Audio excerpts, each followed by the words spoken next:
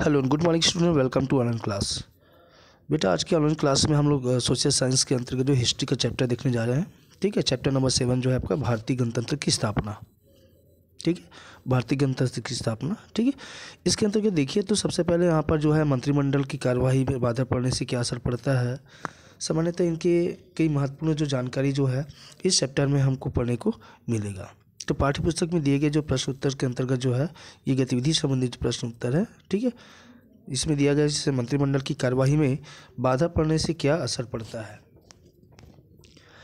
तो देखिए यहाँ पे आंसर जो दिया गया है इसके तहत मंत्रिमंडल की कार्यवाही से ही राष्ट्र विकास की नीतियाँ बनती है। सभी महत्वपूर्ण जो विषयों पर निर्णय कार्यवाही के द्वारा ही संपन्न होती है। यदि मंत्रिमंडल को कार्यवाही में अनावश्यक गतिरोध उत्पन्न किया जाता है तो कई राष्ट्रीय महत्व के विषयों पर भी निर्णय लेने में देरी होती है। सो विकास की योजनाओं को भी उचित समय पर लागू नहीं किया जा सकता, इससे राष्ट्र का विकास जो है काफ़ी प्रभावित होता है। ऐसे जैसे देखिए यहाँ पे एकता से क्या क्या लाभ होते हैं, तो इसी संदर्भ में यहाँ पे एकता से निम्नलिखित लाभ होते हैं कि एकता से बड़े कार्य को किया जा सकता है। दूसरा, एकता से देश की प्रगति के पथ पर अग्रसर किया जा सकता है। तीसरा, एकता के द्वारा प्रेम, सहिष्णुता, भाईचारे और सहयोग की भावना बढ़ती है। और चौथा नंबर जो है बिना एकता के कोई भी राष्ट्र उन्नति नहीं कर सकता। ठीक है, अब तुम्हारे जो पाठ्य पुस्तक से संबंधित जो क्वेश्चन है उसमें से देखिए यहाँ पे पहला जो खालिस्तान दिया गया है, ऊपर वाला जो है गतिविधि संबंधित क्वेश्चन से है। ठीक है,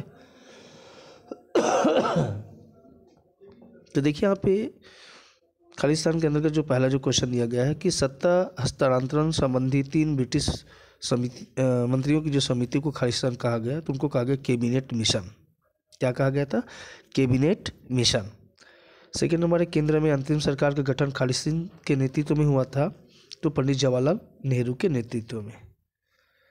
नंबर थर्ड है संविधान सभा अर्थात संविधान निर्माण समिति के अध्यक्ष खालिस्तान थे, तो डॉक्टर राजेंद्र प्रसाद थे। कौन थे? डॉक्टर राजेंद्र प्रसाद। चौथा नंबर है संविधान प्रारूप समिति के अध्यक्ष खालिस्तान थे, तो है डॉक्टर भीमराव अंबेडकर। पांचवा नंबर क्वेश्चन है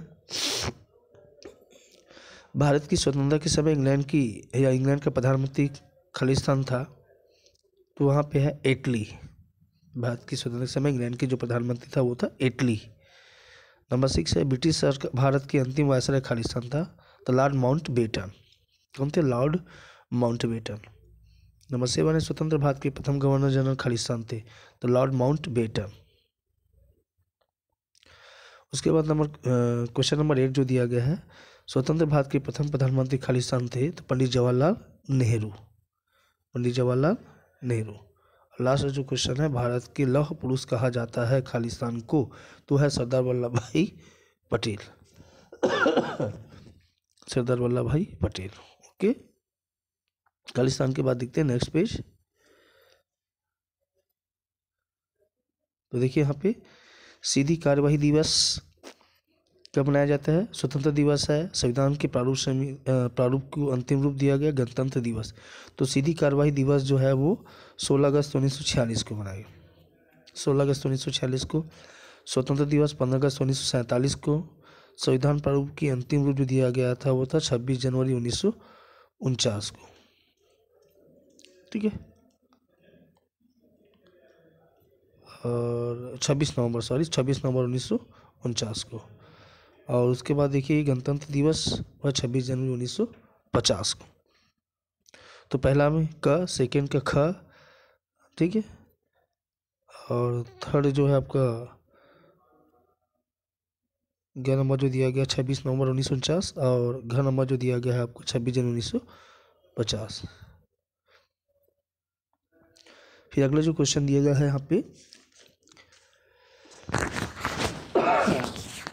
तिथियों की योजनाओं को उचित क्रम में कीजिए। ठीक है, तो इनको ये गतिविधि संबंधी है, इनको छोड़ दीजिए। सीधा प्रश्न उत्तर पर आते हैं। यहाँ पे देखिए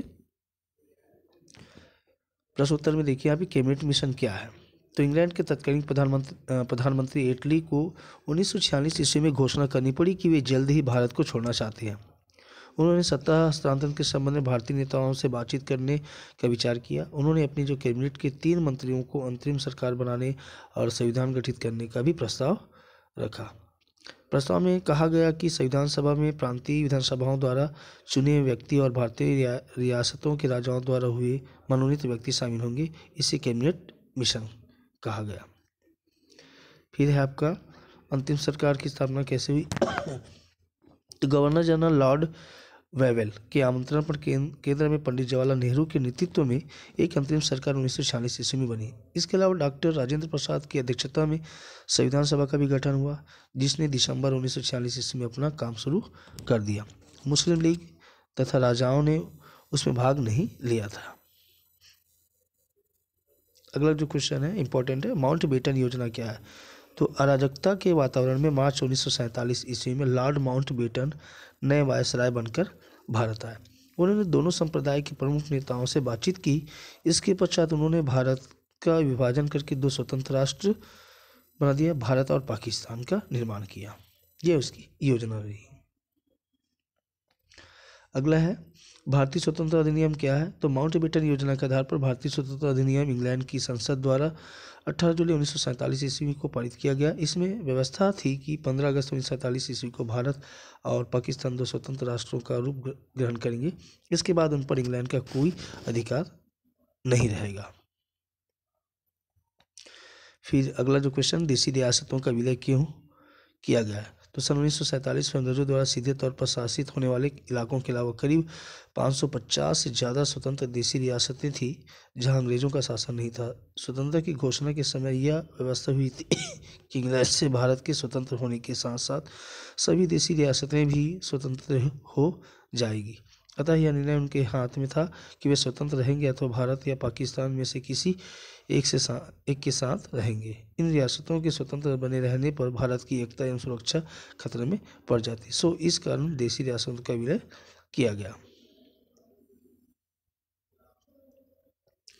फिर ये देखिए लास्ट पेज आपका, भारतीय गणतंत्र की स्थापना किन परिस्थितियों में हुई।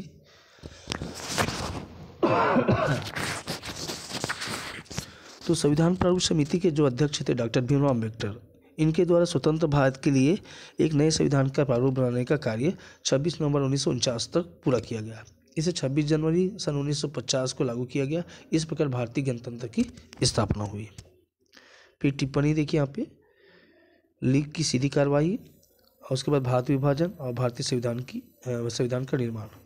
तो लीग की सीधी कार्रवाई देखिए यहाँ पे, मुस्लिम लीग हर कीमत पर पाकिस्तान चाहती थी, इसलिए उसने 16 अगस्त सन 1946 को सीधी कार्रवाई दिवस घोषित किया गया, जिसके कारण बंगाल, बिहार, बम्बई और कई स्थानों में सांप्रदायिक दंगे भड़क उठे। इन दंगों से हिंदू मुस्लिम में भयंकर मारकाट मच गई।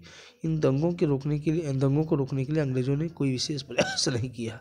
इस प्रकार कुछ ही महीनों में लाखों लोग मारे गए और करोड़ों लोग बेघर हो गए।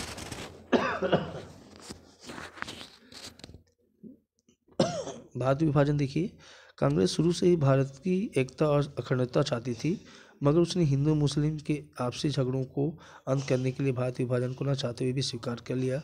इस प्रकार पश्चिम पंजाब, पूर्व बंगाल, सिंध और पश्चिमोत्तर सीमा प्रांत को मिलाकर पाकिस्तान पृथक राष्ट्र बना। लास्ट क्वेश्चन देखिए यहाँ पे, संविधान प्रारूप समिति के अध्यक्ष डॉक्टर भीमराव अम्बेडकर द्वारा स्वतंत्र भारत के लिए एक नए संविधान का प्रारूप तैयार किया गया, जो 26 नवंबर 1949 को अंतिम रूप प्रदान किया गया, मगर इसे 26 जनवरी 1950 ईस्वी को लागू किया गया। इस प्रकार भारत एक संपूर्ण प्रभुत्व संपन्न गणतंत्र राष्ट्र बन गया। तब से यह दिन गणतंत्र दिवस के रूप में मनाया जाता है। ठीक है, तो ये पाठ्य पुस्तक से संबंधित जितने आंसर क्वेश्चन को आप अपनी कॉपी में कंप्लीट कर लेंगे। Okay, that's all, good day.